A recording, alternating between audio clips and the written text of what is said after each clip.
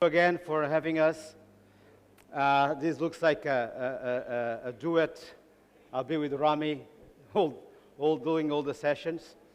And today what I'm going to do is, as the privilege of age, so I do the talking, he does the hard work. Okay? So RAMI will be doing some treatments on the side. I'm just going to start and pick up where we left yesterday. And yesterday we're talking about patient and facial assessment and planning. And what you know, and just to give you back on this, because this is the important part of any step you're going to take, is to understand that things like bone atrophy, which is the most important thing we have in our face as we age. We lose volume. Very, very bad news from the age of 25 to the age of 50. You lose around 40 to 50% of volume on the face. It's a lot. Then you got fat atrophy. And fat atrophy, and mainly on the deep fat compartments, not on the superficial fat compartments, which is associated also with the bone loss. What it gives? Volume loss again. And then you got muscle atrophy. And the muscles, as we grow older, they suffer some atrophy in bulk, but they increase their contractibility. That's why neurotoxins are so important in the treatment plan. And what this gives you also? Gives you volume loss and also increases some of the folds because of that increased contractibility. So there's definitely neurotoxins have a very important line of work here.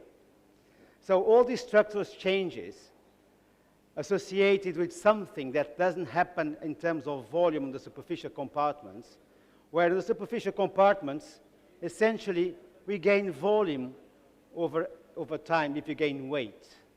And we tend to see this from left to right. I like to see from the other side, is how we lose it. And when you lose it, the thing is, we have something is called volume displacement. So that we need to go. So all these things contribute to volume loss, and the skin atrophy and laxity also increases the compliance. And what you have with this, volume displacement. So that's more or less what we're going to talk about. How you correct the volume loss, how you correct the volume displacement. So that takes to the talk of today, which is respecting anatomy and having a combination approach to these procedures. In that sense, I'm going to talk about a new product, and it's an AJ, and you can ask me, why you need another AJ? If you go outside, there's AJs in every corner. Why you need another one? Because you want to perfect AJ. You want to get it better. There's reasons for doing that. And most of it is to be able to achieve better results with less and in safety. Yesterday we talked a lot about safety in anatomy, and the safety is related to our knowledge and our experience. But also to the products, although they don't play as much as a role, we have to be able to say, we got this product that helps me of achieving the results I'm looking for. So what is this MaiLi thing? MaiLi is an hyaluronic acid, was developed in Switzerland, and it came out through the pandemic. It's one of those things that was probably on the pipeline, and the pandemic creates the ability to get it out. And you have, like with any hyaluronic acid product, we have more than one type for each brand, because it depends on where you apply it. Dr. Louise was talking about PLLA and Ghana. I'll be talking about LNC. We don't, for those who have only one product that you can work with.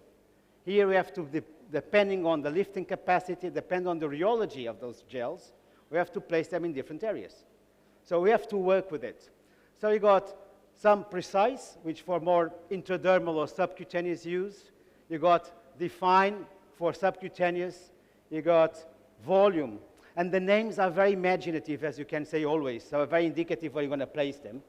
For supraperiosteal and subcutaneous, and extreme that should be for supraperiosteal. And this has to do with the lifting capacity of these gels. So I'm not going to bother much with you with this, just to tell you that each one of them have different concentrations, and from precise as 15 milligrams per milliliter to extreme that has 24. But essentially, is the rheology that I'm going to work with, because that's the important part of it. How it was obtained is very simple.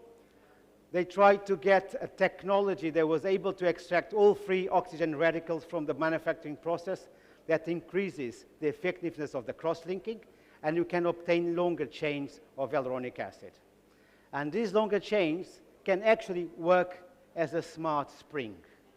I'm not selling matrices, I'm not selling hyaluronic acids, but this is what you want really to have inside, is something that is able to resist the shear forces and at the same time being able to lift. Because when you talk about the elastic modulus, there are different ones. G prime is just for the stress forces, stress shields. You've got elasticity in terms of compression and elevation, and you've got something is called natural force, which is the lifting capacity measurement, is how much I can lift with this. And that's what these gels becomes quite useful. This is a small video produced by the company, so has a lot of marketing messages on it. But essentially, what they have is this ability to get long chains or long molecules of hyaluronic acid and to be able to work like this type of spring to be able to lift. And the idea of the smart spring is a very good idea because, again, let's go back to matrices. And you got, when you lie down flat, is compression. When you move, change position, is the shear stress. And what you want is the ability to get you back up, otherwise you sink into that mattress. That's the same thing happens here. That's why this ability to build the chains in a different way, and the molecules in a different way, you can definitely improve the results because you get more lifting capacity with a less viscous gel. If you ask me, and this is published, this is not something that was compared. It was a comparison between Juvederm, because Juvederm was the benchmark when they come up with it. And what they come is, and these are data that are public. It's not something that is private. What happened, they come with this, the G prime here comparing to the lifting capacity. And for instance, for MaiLi volume, which is compared to Juvederm Voluma, they come up with half of the G prime and the double of the lifting capacity. If you go for MaiLi Extreme, as more than half of the G prime of Voluma, of Volux, and has almost double of lifting capacity. What this tells you, we have a gel that when we inject, behaves more like a liquid, so it's easier to inject in that sense, less pressure, but when it stays, it works more like a solid because it can actually lift. Water and liquids have no G primes. G prime, you have to have a shape. Water has no shape. They have something is called viscosity, which is resistance to flow. And what we want to do is something with there's not much resistance to flow, but on the other end can lift things, which water cannot. So that is the big difference on that. And this was a big surprise for me. Because again, you can imagine I'm on the same shoes as yours. Everybody gets someone knocking on your door with a new product. And I always have the same questions. Is, what is it? What is it for? Is it safe? Any specific guidelines for use? And in the end, can it benefit my practice? Because why I'm going to change something that already got consistent good results? Because you want to perfect it. You want to get it better and longer. So this is one of it. I think this can get really a good advantage to my practice, and is getting a good advantage to my practice as we talk. The studies, I'm not going to go very thorough on this, because otherwise it's going to be very boring. But you can see the projection force of MaiLi Extreme comparing to Voluma and MaiLi Extreme comparing to Volux. This is published. And you can get the same thing in terms of the scale, of the gauge scale assessment of the patients. And you can see, for instance, this is what I really am happy with. Something finally that lasts on lips. 12 months results average on lips is extraordinary. It's something we are looking for. And that's what brought me into this, is that how long it lasts, not only that, but how supple and how subtle it is when you use it. And you're going to see, probably not today, you're going to see today actually, but probably in another lecture, me and RAMI will be doing some lips with MaiLi. And at the same time, MaiLi volume, again at the 12 months, have a very, very good result comparing to other products, which is great. So, RAMI, you ready? So if you can move to the camera now, please. Thank you. Hello? Hello? It's fine? Hi, everyone. Thank you very much, Francesco. Right, so here's what we're going to do. We've got Dr. Uzma here. We're going to plan her face, and we're going to use MaiLi for that. I'm going to try and use as much as possible from the MaiLi portfolio. So let's start off by planning. What we're going to do, the trick is always, when we treat females, is, as I said, ovulate the face, try and make it more oval. So what I want to do for teaching purposes is, perfect, there we go, all right. So what I'm going to do is I'm going to inject the temple area a little bit. I'm going to add a little bit laterally, just to go a little bit far, just to give it a nice pull. Now, here's what's interesting. If we look at her tear trough, we were talking yesterday about the tear trough. The tear trough is a very interesting subject because we need to know when hyaluronic acid is the solution and when we need to know when we can't use it. In her case, when we have fat bags, eye bags, whatever you want to call it, hyaluronic acid is not the solution. Because what happens is you will be filling the hyaluronic acid, you'll be filling fillers underneath the eye to hide that little valley we have under the eye bag. But unfortunately, those eye bags are not stable, they're not constant because they change in size during the day, during the month. So what you have done today, depending on what you see, is not stable, it will change. And it's very easy to assess the eye bags. All you need to do is head up a little bit, perfect. Can we zoom into the eye? Hello, a little bit to the eye. Zoom in, hello, can we zoom in? Perfect, okay, so what you do is you ask your patient to close your eyes, and look what's gonna happen under the eye after I push the eye a little bit, stop. See that swelling happening? Yeah? So this is fat going through the orbicularis oculi muscle, and therefore filler underneath here. You could fill in a perfect world. Close your eyes again.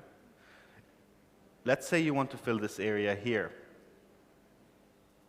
in order to hide the depression and in order for it to be smooth.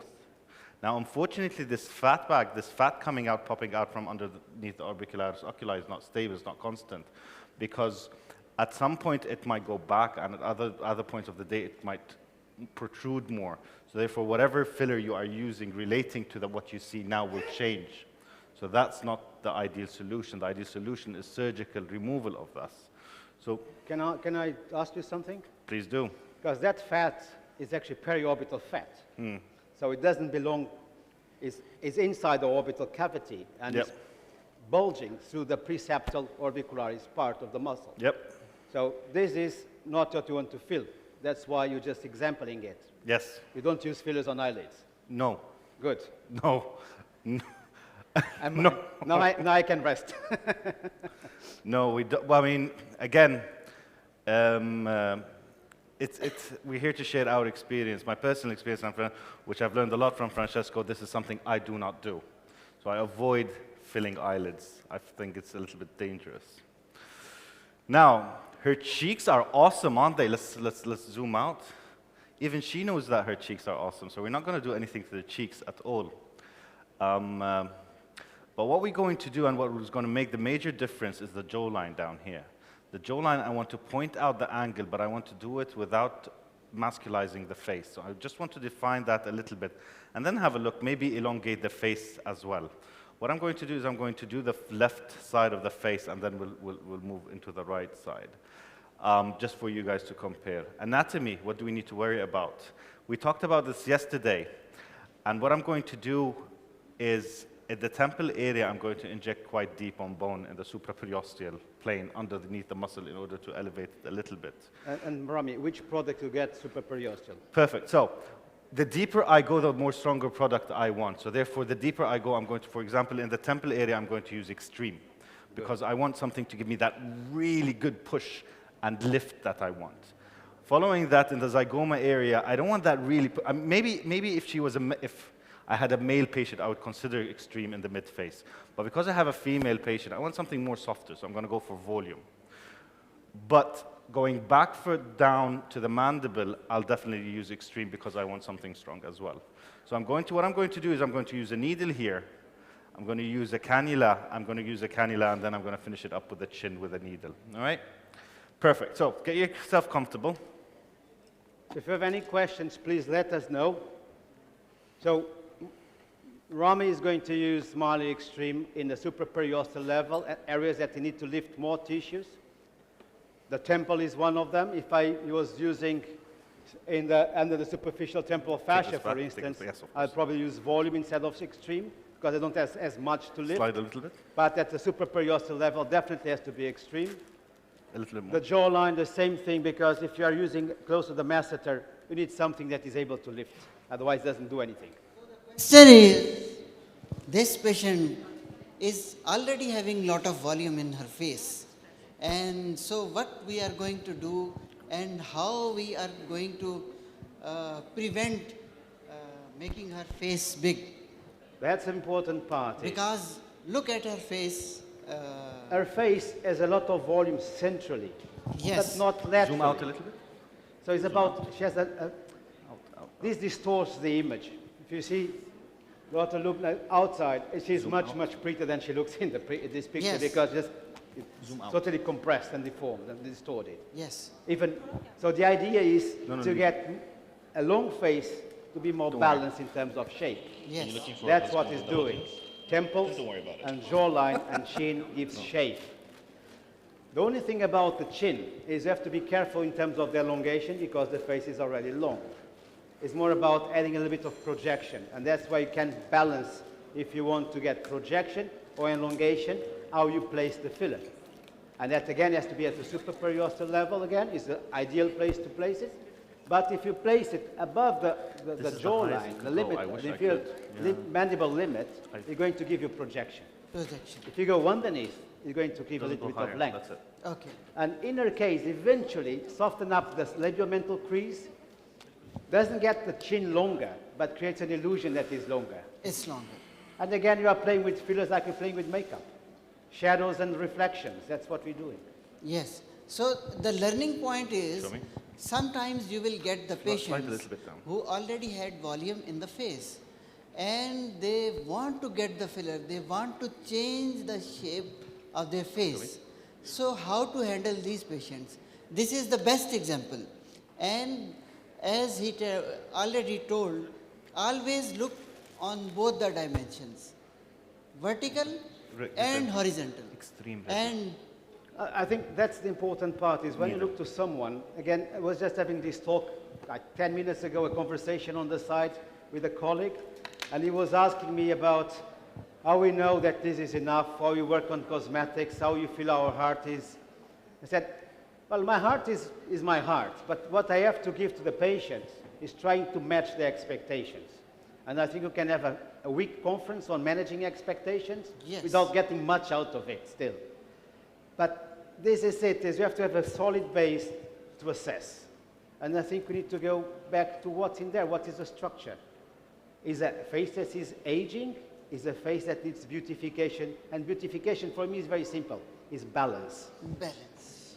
Beauty is That's the all. balance. Remember one thing. And if a patient like her face, most of the times patients come and they will say that at least inject 3 fillers, at least inject 4 fillers. So you have to be calm down the patient and explain that this much volume is not required. You need only the balance. You know, in plastic surgery, we have an aphorism, which is something I tend to follow considerably, is young patients come to look for perfection, they'll be happy with improvement. Yeah, Old patients come looking for improvement, they'll only be happy with perfection. in the perfection. Which is, we are always on the wrong side of the equation, always. Always. This is always the case. You know? And the thing is, when you have someone, and this is something we have in this part of the world, with plenty of volume on the face, we need to say what is missing, what is out of place. That will be the second part of the talk, is moving what is out of place back into place. So, Rami, you can Ready you whenever please- you are. Go You're ahead. ready? Brilliant. Right, so here's what we're going to do. We're going to switch the camera. Perfect. Let's focus a little bit. Brilliant. So here are my outlines. I'm going to start off by drawing the outline. I'm going to find my temporal crest first. My temporal crest is where you slide your finger. Pin and drop silence. Pin drop silence. Surgeon get distracted. Yeah. So I'm going to draw my temporal crest to start off with. After drawing the temporal crest, I'm going to draw my lateral orbital margin. Those pretty much are my my outlines. You're right there. Now, always your marking should always be from hard tissue, not soft tissue. From the lateral canthus, where the lateral orbital margin, I'm going to take 1 centimeter backwards. And then from there, I'm going to draw a vertical line. Where it meets the temporal crest, I'm going to take 1 centimeter down, and that's going to be my point of entry for the temporal fossa. So, Rami, is point of entry or point of injection? Point of entry into the supraperiosteal level. You are using cannula or needle? I'm going to use a needle straight onto supraperiosteal bone. Okay. Straight. And this is again point of entry. This is the point of entry straight. So here's what's going to happen now. Alcohol wipe. I think it's both, point of entry and point of injection. Yes. Yeah. We were confused. So I'm going to go, open your eyes, perfect. Straight onto bone. I've hit bone. I'm going to aspirate for 7 seconds. 1, 2, 3, 4, 5, 6, 7, 8. We're okay, no blood came out. Slowly I'm going to start injecting. Open your eyes, lovely. Perfect. And I'm slowly going to start injecting. I made it as a habit, always to keep speaking to my patients and making sure that their eyes are always open. And slowly, I'm going to give about 0.5 cc to raise that temple muscle and raise that lateral eyebrow. Once I'm done with it, I've given my 0.5. You okay? Yeah. Good. Now, Are we supposed to count like this? Sorry? 1. Are we supposed to count 1 to 10 like this you have done? I counted while I'm aspirating. Okay. Now, pulling out is very important because you don't pull out quickly. You pull out the needle very, very slowly whenever you're using a needle, because what you're doing is you're allowing those layers to close. 100% I went through blood vessels. There's no way I didn't go through blood vessels. But by doing it slowly and pulling your needle out slowly, you're closing the layers as you're pulling out so the blood flush is not flushing out. And at the same time, you avoid migration through, the Yes. track of the needle, yes. Because remember, hyaluronic acid moves. For sure. Oh, yes. And there are some places where it moves more. This is... Now I've given 0.5. I'm going to go back. I'm going to have the volume now, please, on a cannula. Do you massage? I usually just press it gently. I don't overdo it. This is one of the things I had to learn the hard way. When I massage strongly, I had a patient that ended up with a lot of bruising afterwards because I was very thorough in my massage. So I do it. I think the other thing about massaging on this area as you do it, because when you place under, at the supraperiosteal level, what happens is the filler will diffuse through the temporal muscle. So any strong massage can increase migration. Yes. So again, it's not a contained space. Now, for my mid-face point of entry, I'm going to take 1 centimeter inferior to the lateral canthus from the infraorbital margin. So I'm going to say that again. 1 centimeter inferior at the lateral canthus level, but from the infraorbital margin. So just from here, always from bone. And now here's the cool thing about this point of entry. This point of entry would cover pretty much most of the mid-face indications. I could go back and inject my zygomatic arch. I could go forward and give my tear trough with a cannula. I could fan the cheek if needed And if needed, I could go all the way down to that nasolabial and give the periform here area. So one point of entry that covers most of the indications. But in this case, I'm just going to go back and give that zygomatic arch, just to give a little bit of highlight here and to create some shadowing underneath and some contouring to the face. So. And yesterday we discussed about sweet spot for the brow lift. So do you think that you injected your filler at that point? Very close to it. Very close. Very close to it, yeah. It's funny because the anatomist who worked with Dr. Swift on that point is the same anatomist I worked with for this point. So we do have, but I'm not going to call it the Swift point. We're going to call it the RAMI point here. Okay.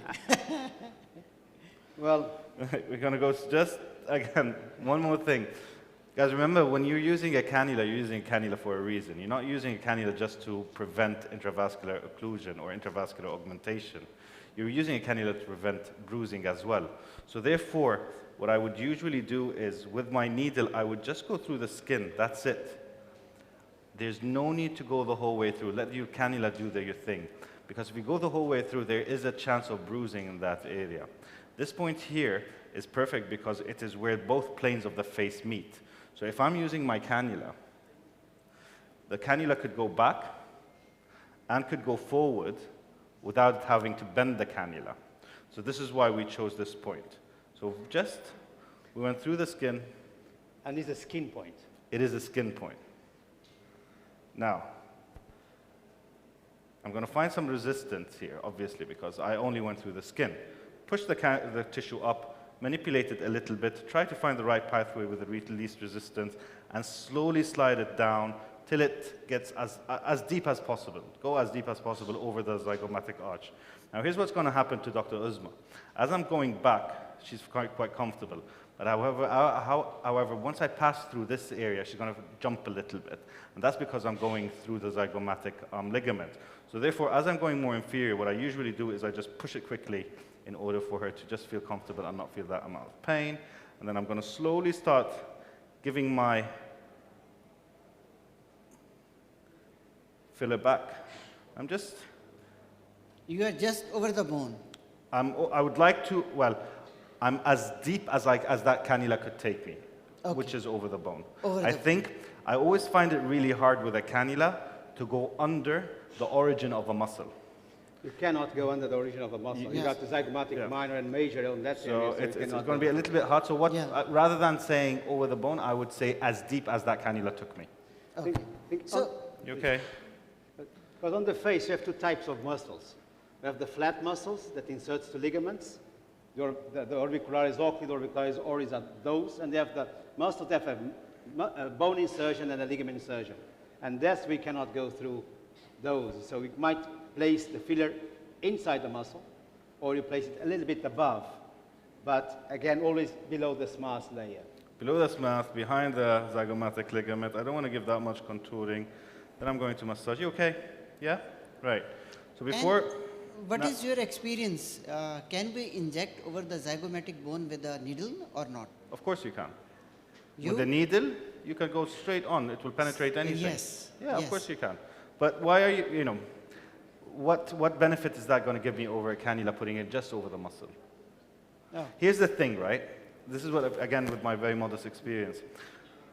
Fillers stay longer when there's less muscle activity. It stays shorter when there's rubbing. That's why lip fillers, for example, doesn't stay that long because you've got the orbicularis oris always rubbing and constricting.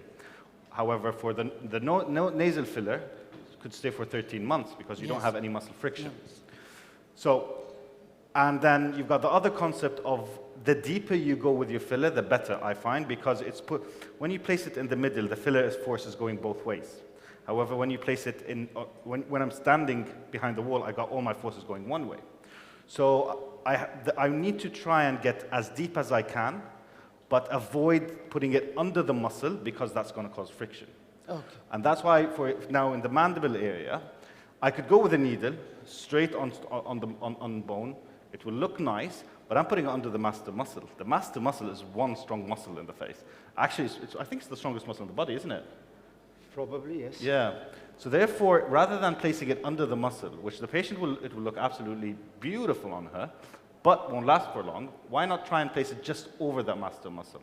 I'm placing it at the insertion level of the muscle. So it's very, very deep. It's just over the muscle. So I'm taking advantage of the stability, but yet I'm avoiding pushing, placing it under the muscle where it's going to rub and the rub and the friction that will make it dissolve. Excellent. The thing is, when you talk about rheology, that's probably one of the reasons why MaiLi lasts longer on the lips. It's got this natural force ability and the rheology that is very, very subtle. So that mechanical stress that is what you're talking about when you're placing the muscle is actually can be overcome by the rheology properties of the filler. Now, for my point of entry, I'm going to take midpoint between the chin and the angle. I'm going to draw a line. Midway, I'm going to go. And the cool thing about this, if I am injecting, I could go fan my angle.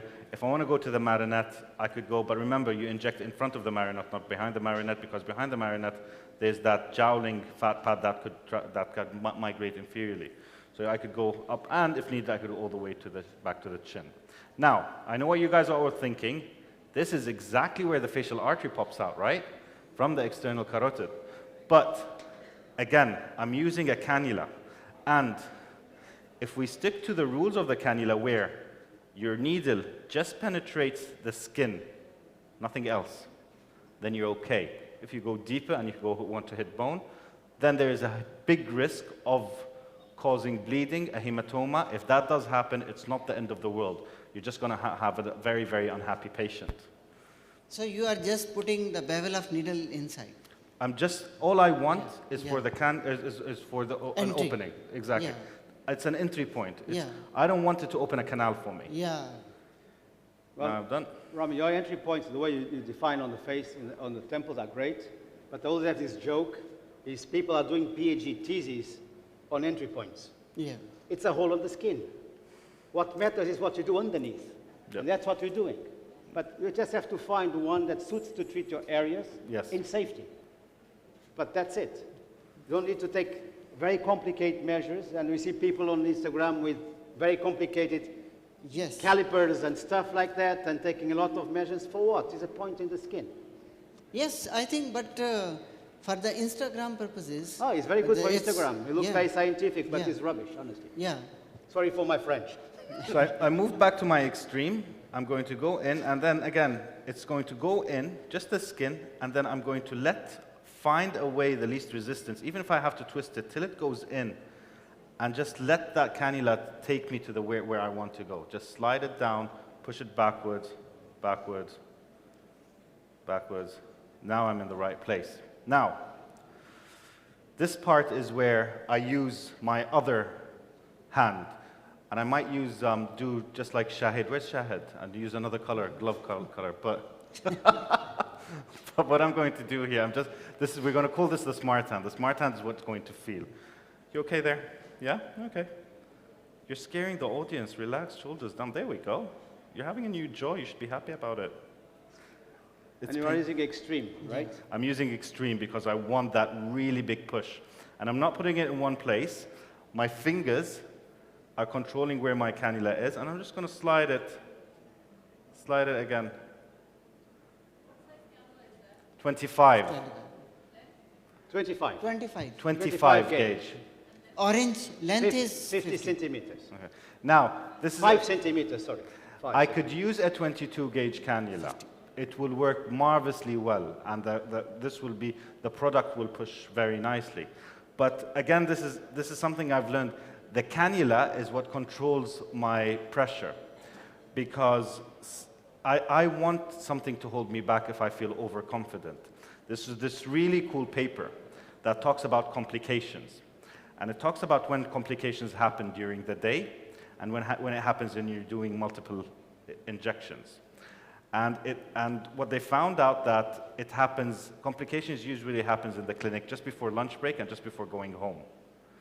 And when you're doing multiple syringes, it happens in syringe number 3. It's because you gain confidence or you just want to go home.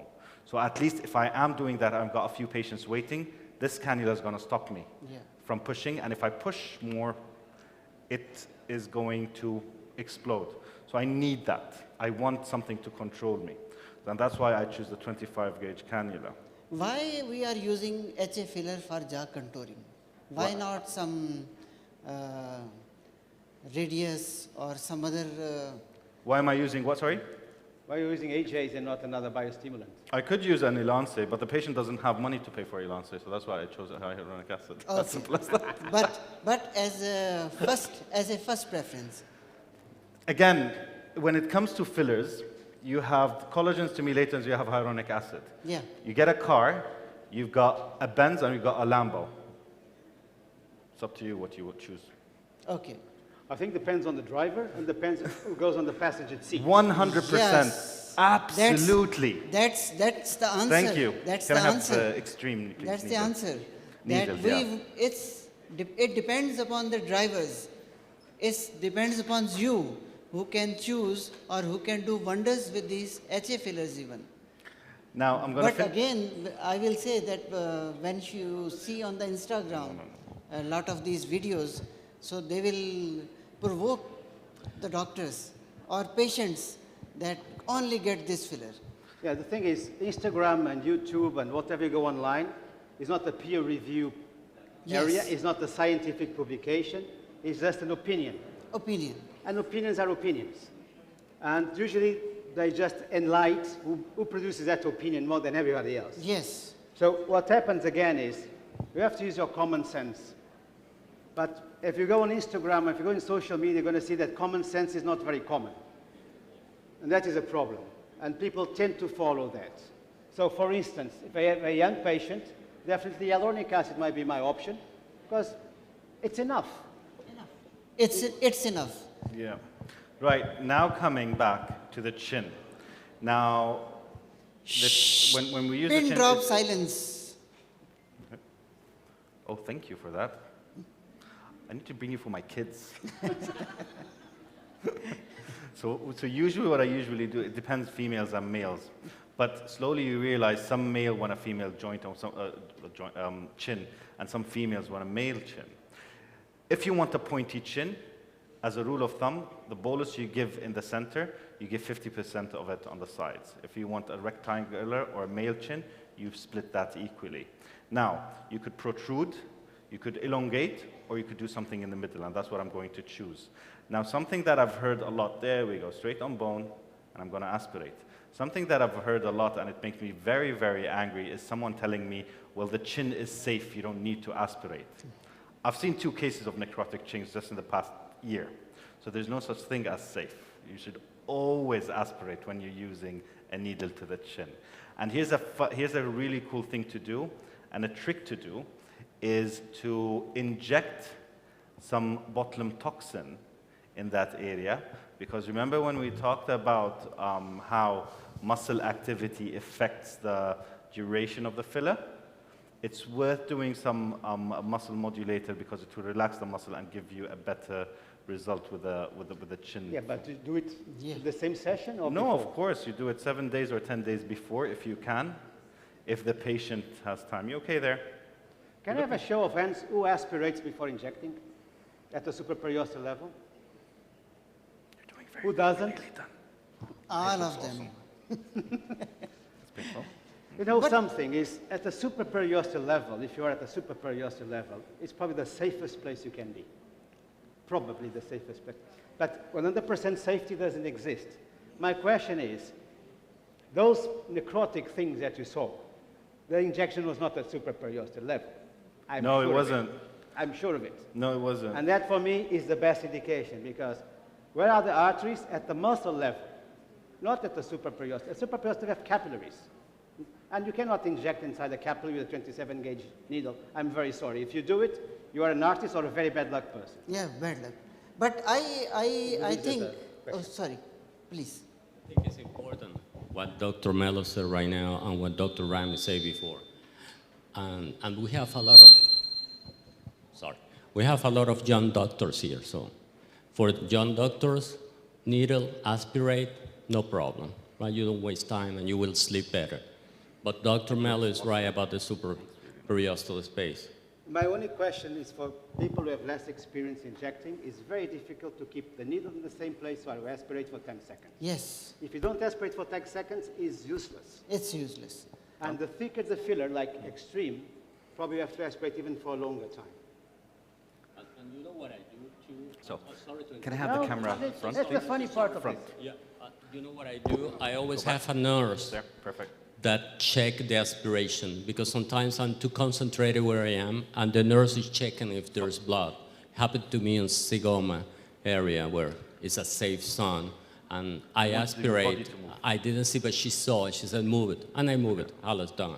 Thank you, doctor. Sorry. Thank you. Now look at the patient. But there is one, I think there is one... So this is the area that has been This is the area that has been lifted. We created a bit of temporal, a bit of zygoma. Let's have a look at that angle compared to the other angle. Yeah? Very good result, Rami. Perfect. Thank you. Yes, Right. excellent, excellent. Can I ask you, how much have you used? I used half, 0.5? one, so that's 2.5, and then one for the chin. So 3.5. 3.5. For the other side, I will be using 3.5, 4.5, 5. 7 total. Yeah, 6, yeah. 6. 6 because the chin is... Yeah, 6. brilliant. There is one question, specifically when we are talking about periosteal injections. When we are talking about periosteal injections of the filler, Yes. I think that there are 2-3 areas, specifically when you are injecting in the chin.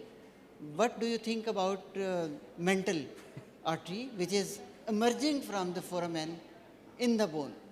Thing is, if you go to the mental artery, you're out of the chin already. Yeah. Because the chin is here. The mental artery is there. Okay. So that's why it's difficult to go. That's why I don't like Finished to do her? We chins have another with a case. cannula, for instance. Because with a cannula, it's too flexible to give you precision. I always say when doing my courses is, the needle is your sniper. Yes. Gives you precision. Cannula is your artillery. Covers a big ground with less precision. If I need something to be placed exactly where I want, independent what it is, I use a needle. If I go with a cannula, from, as Rami did, from the middle, easily I can get to the foramen. Okay. If I come from the side, I cannot get the nice shape on the chin because I'm undermining it actually. Yes. The same thing happens with the point. If you go from this point to the nasolabial fold, you are breaking a ligament, you're breaking a compartment. It doesn't give you the same type of result.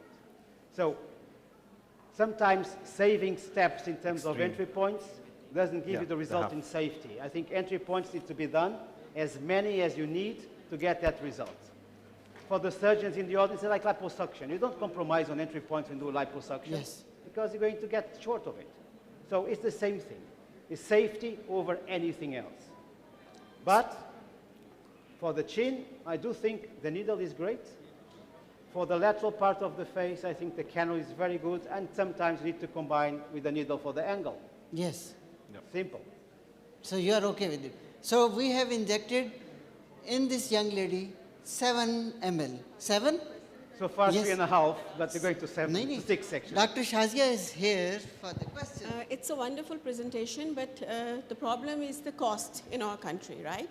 Not so just in your my country, patient every is country. not going to afford 7 fillers. So why don't you teach us something to give like the maximum results with the minimum products?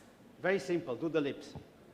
No, everybody is not I'm a joking, candidate for I'm the lips, right? So what can we do the maximum in a patient like this and give the maximum results with the minimum amount of the I fillers? totally agree with you. What happens is when you're doing, when you can do you have volume, workshops, please? when you do demonstrations, there's a free flow of syringes. Yeah, Okay? yeah, And that's not our practice. yeah, So our practice say, sit the patient, that's what you have done yesterday. Yeah. Talk with the patient, establish a plan, but before the plan, have a diagnose, establish a plan, and stage it.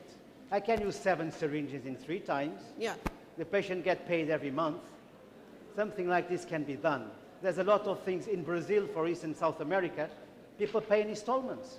Right. So it depends where you are, you can work with that. But the thing is, without a plan, it's going to be much more costly because you're going after a problem, not ahead of it. Right. So if you tell the patient initially, forgetting what you want. I need this. Oh, I cannot afford it. You cannot afford it today, but you can start there, you can start down, and then you move on. That's eventually the best way of getting it. If you're going to buy, because you are using analogies with cars. Right. If you're going to buy a car, if you cannot afford it, you cannot bring piece by piece. You have to buy the whole thing, right? Right, That's right. why you have a That's leasing true. program for that. Yeah.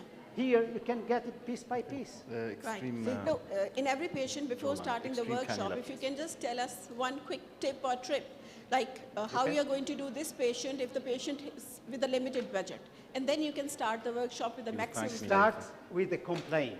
Yes. Yeah, like every patient has one complaint, but maybe that area is not the most satisfying area when we are treating them as an aesthetic physician. I That totally I think- understand with you. There's I one. think that yesterday you were there while we were doing a clinical assessment. So you are absolutely right. But as he's saying that we should sit, discuss with the patient, ask what is the priority of the patient right now. I have an exercise I do every time I got the patient in the room, which is called the tipping point. I have to find, I just have one opportunity to treat this patient with one treatment modality, which is the one that's going to be more beneficial for the patient. Right. And that is what's going to hook the patient to my practice. That's it. She can want to do the lips. I think the chin is better. Right. But probably have to do the lips. If there's no budget for doing both. Something like this. But again, it's about sitting and talking. And what happens with cosmetic medicine and cosmetic surgery is we are giving patients, and that's why probably the room is full with people today, is we are giving something to patients that in traditional medicine you cannot give anymore, which is time. So give time to the patients. Give your time and your expertise. And that's how you plan it, and that's how you execute it, but at the same time, that's how you budget it. Thank you. Thank you very much. Next. So this is, now we are going to our next talk. It's us? Not Yeah. me. Yeah? Yes, yes. Many, this, now there is talk for Dr. Shahid. No. Then they will It looks be beautiful. Okay. again. But we still have a silhouette. We have a silhouette part. Silvet. Go on Silvet. Okay, go. नहीं अभी finish नहीं हुआ ना. They are not finished. Congratulations. Can we This get is- the screen, please? I'll Okay, get 10, Silhouette. 10 minutes. I'll Okay, get that. okay. Can Sorry, I he go- was I- confused. Yeah, anyway, Dr. Jamil yesterday took us 15 minutes from the video, so I go. Yes, yes. I need 10.